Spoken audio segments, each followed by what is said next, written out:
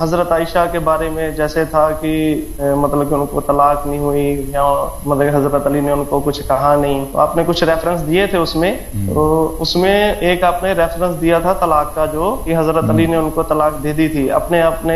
شیعہ کتب میں سے دکھایا تھا۔ تو اس میں میں نے بعد میں دیکھ رہا تھا، تو مجھے مطلب کہ مجھے ایک چیز پوچھنی تھی کہ جیسے مطلب کہ ایسے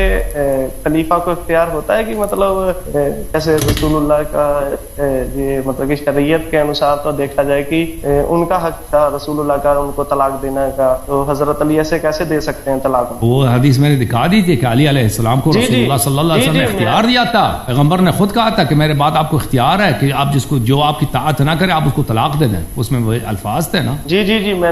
وہی پوچھ رہا ہوں کہ ایسے ہو سکتا ہے مطلب شریعت جب نبی صلی اللہ علیہ وسلم کسی کو کہہ دیں کہ میرے بعد آپ کو اختیار ہے، جو آپ کی جو طاعت نہ کرے گناہ کرے آپ اس کو طلاق دے دیں، تو کیوں نہیں ہے؟ جب سب کچھ دیکھیں، سب کچھ اللہ کے ہاتھ میں ہے، رسول صلی اللہ علیہ وسلم کے ہاتھ میں، ٹھیک ہے نا؟ رسول صلی اللہ علیہ وسلم اگر اللہ کی جانب سے حکم لائیں کہ نماز 2 رکعت آپ نے پڑھنی ہے، تو 2 رکعت ہی ہوگا نا، 3 تو نہیں ہوگا، 1 بھی نہیں ہوگا، 2 نہیں ہوگا، 3 نہیں ہوگا، 4 نہیں ہوگا، 2 رکعت ہوں گے، ٹھیک ہے؟ جب رسول اللہ صلی اللہ علیہ وسلم نے کسی سے کہہ دیا، فرما دیا کہ آپ کو میرے بعد اختیار ہے کہ آپ جس کو چاہیں آپ طلاق دے دیں، ختم بات ہے، پھر اس کو اختیار ہے نا، تو آپ یہ تو سوال نہیں کر سکتے پھر کیا نبی صلی اللہ علیہ وسلم کیا کسی کو ایسا اختیار ہو سکتا ہے؟ نہیں ہو سکتا، جب اللہ اور رسول نے دے دی تو بات ختم ہے۔ ٹھیک ہے،